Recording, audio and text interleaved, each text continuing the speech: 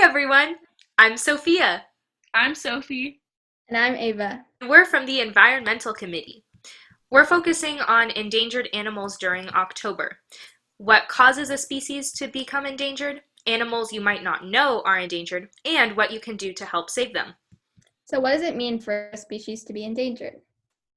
To answer that, we're going to be checking in with Ava to give us the basics on endangered animals. Endangered means a species is in danger of extinction throughout all or a significant portion of its range. Threatened means a species is likely to become endangered within the foreseeable future. The U.S. Fish and Wildlife Service has the authority to determine which protection should apply to each threatened, endangered, or vulnerable species. Extinction occurs when there are no individuals of that species alive anywhere in the world. The species has died out. This is a natural part of evolution. However, more recently, endangerment and extinction rates have gone up tremendously because of human actions. This brief video helps explain the spike in extinction rates we humans have caused. So throughout Earth's history, scientists know of 5 mass extinctions. This is when a ton of life on Earth got wiped out. The most recent happened about 65 million years ago when the dinosaurs all died off. But scientists are estimating we're in the middle of the 6th mass extinction right now, where species are dying out at crazy high rates. Some estimates range from 1,000 to 10,000 times higher than normal.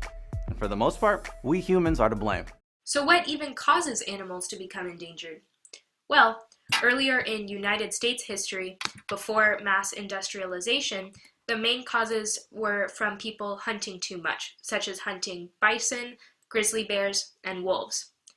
Thanks to the effects of mass industrialization, however, the emerging threats to species around the globe have been habitat destruction, pollution, and loss of genetic diversity.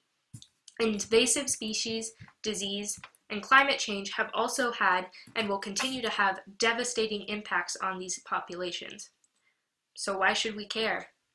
Well, some people say that we have a responsibility to protect the animals and the habitats that make up the Earth, particularly endangered keystone species. If these species go extinct, their loss will destroy entire ecosystems, and sustaining them is important to the whole habitat. Before, so this is in December. That's it now.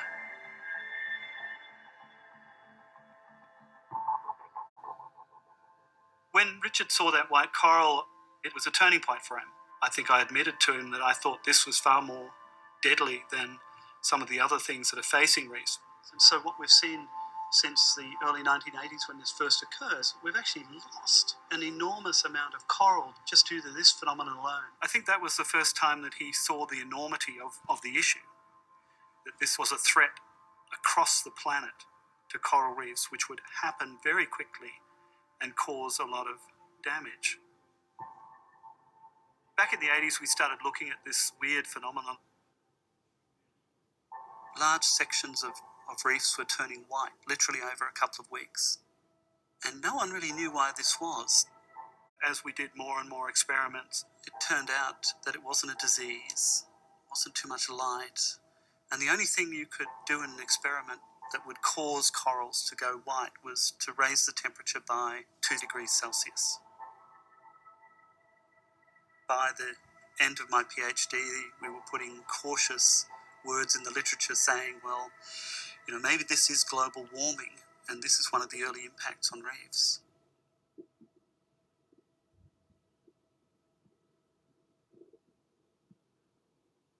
We look at climate change as if it's an issue in the air.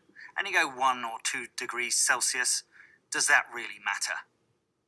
But when you talk about the ocean, it's like your body temperature changing. And imagine your body temperature rises 1 degree centigrade or 2 degrees centigrade. Over a period of time, that would be fatal. And that's the seriousness of the issue when you look at it in terms of the ocean. Luckily, it's possible for endangered species to recover, and a lot of this comes from human restorative efforts. Examples of species that have recovered are giant pandas in 2016, Yellowstone grizzly bears in 2017, gray wolves in 2011, and snow leopards in 2017. Once a species is listed as endangered under the Endangered Species Act, it becomes illegal to harm, hunt, shoot, trap, collect, or attempt to do these things, which helps them recover. Along with that, it becomes illegal to harm or destroy their habitat, although many people don't follow this. Endangered species also often qualify for research projects that help determine why they became endangered and prevent further destruction. Many animals are able to recover through restoration plans that include a combination of habitat protection, reforestation, and strict laws against the killing of or poaching of that species. Here's an example of how black-footed ferrets were able to recover from the brink of extinction. Some are actually making a comeback, thanks to conservation and research efforts around the world. Let's start with a species that's been brought back from the brink of extinction, the black-footed ferret. Black-footed ferrets are specialized prairie dog hunters, which make up around 90% of their diet. But American farmers weren't quite so fond of prairie dogs, since they dug up the soil and made their fields less productive. So throughout the 20th century, prairie dogs were exterminated whenever possible. Without prairie dogs, the black-footed ferrets were left with very little to eat, and their populations fell catastrophically. In 1998, the species was classified as extinct in the wild on the IUCN's Red List of Threatened Species. Luckily, there were still some ferrets in captivity. These ferrets were used to reintroduce the species to places in North America where prairie dogs still thrive. And now, black-footed ferrets are back to endangered status, which is not great, but it's better than extinct. At the furthest polar extremes lie the frozen wildernesses of Antarctica and the Arctic. Though they may seem remote to many of us, the stability of these icy wastes is crucial to all life on the planet.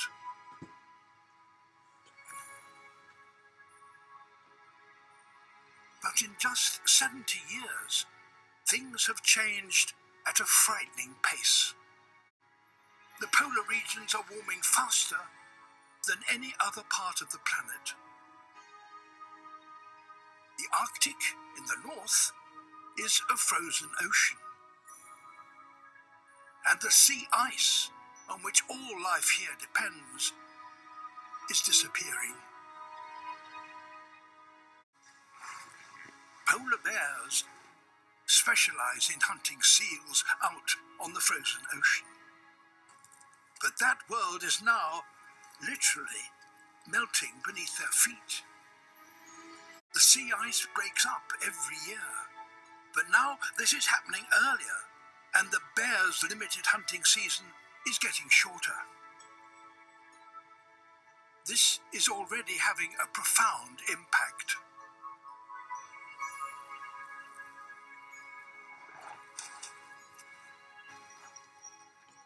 Cubs are growing up underweight,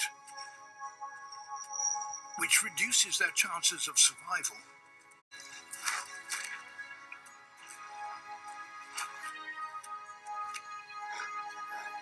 Within the lifetime of these cubs, the Arctic in summer could be largely free of sea ice.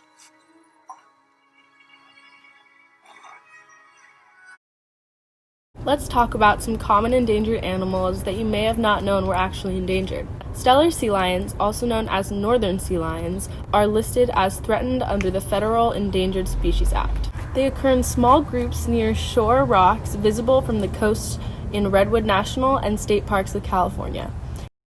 They are closer than you think. Every year, hundreds of sea lions find home at Pier 39 in the San Francisco Bay. Scientists have found that different species of lions are endangered in product by humans. Many people continue to hunt and kill sea lions all over the world. Another endangered marine species that also lives close to us is the blue whale. Blue whales are most likely to be spotted in Monterey Bay in the summer or fall. They feed off of California coast from June through October. During these months, about 2,000 blue whales swim in the waters off the central coast of California. These whales are huge, weighing up to 300,000 pounds. They are necessary to our waters because they keep the number of krill in balance, which allows the plankton to thrive, which keeps our ecosystems together. Not to mention their poop. That's right, their poop. When blue whales poop, it fertilizes the surface of the ocean with nutrients that are fundamental to the health of ocean ecosystems, the global nutrient cycle, and the carbon cycle.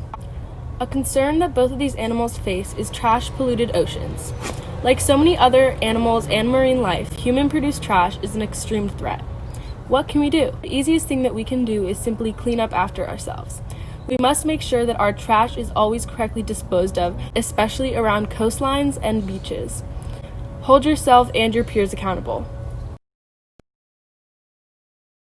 Elton Johnson met with President Obama after starring in a documentary about the national parks. His work focuses on promoting the history of people of color, especially African Americans, in the founding and conservation of the national parks. Most recently, he's promoted the story of the Buffalo Soldiers. This regiment was a historically segregated regiment of soldiers begun in 1866 that patrolled the new national parks in the Sierra Nevada in the early 1900s. Mr. Johnson has promoted conserving our national parks and habitats, as well as advocating for all Americans to be able to enjoy the parks. Juma Shipaya is an indigenous leader and medical student who has fought against the building of the Belo Monte mega dam in Brazil. This dam has negatively impacted the surrounding environment, taking away valuable habitats from endangered species living in Brazil, as well as harmed the indigenous communities who depend on the rivers to survive. The dam has also only produced about 40% of the power it was expected to make. Maveen Oshun Bech was an environmental activist known as the Beach Lady for her tireless conservation efforts to protect Florida's coastal environment. She was from one of the oldest and wealthiest families in the Jacksonville area. Her grandfather, millionaire Abraham Lincoln Lewis, established American Beach, Florida's first beach for African American patrons during Jim Crow segregation. While she was raised in luxury, she gave away her entire family fortune to environmental causes and fought to protect the beach as both a historical monument and a protected habitat. After her death, she was honored as an unsung hero of compassion by the Dalai Lama.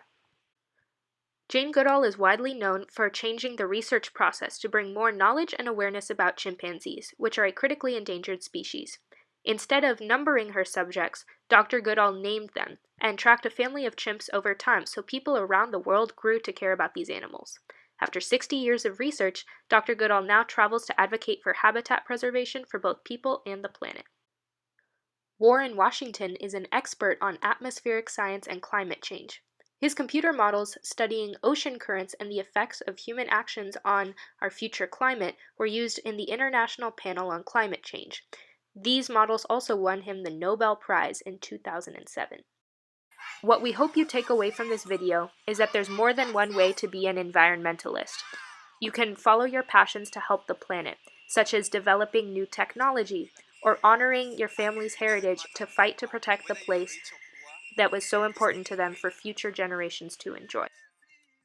You can lead protests or use your power of voting to hold politicians and corporations accountable to eco-friendly policies.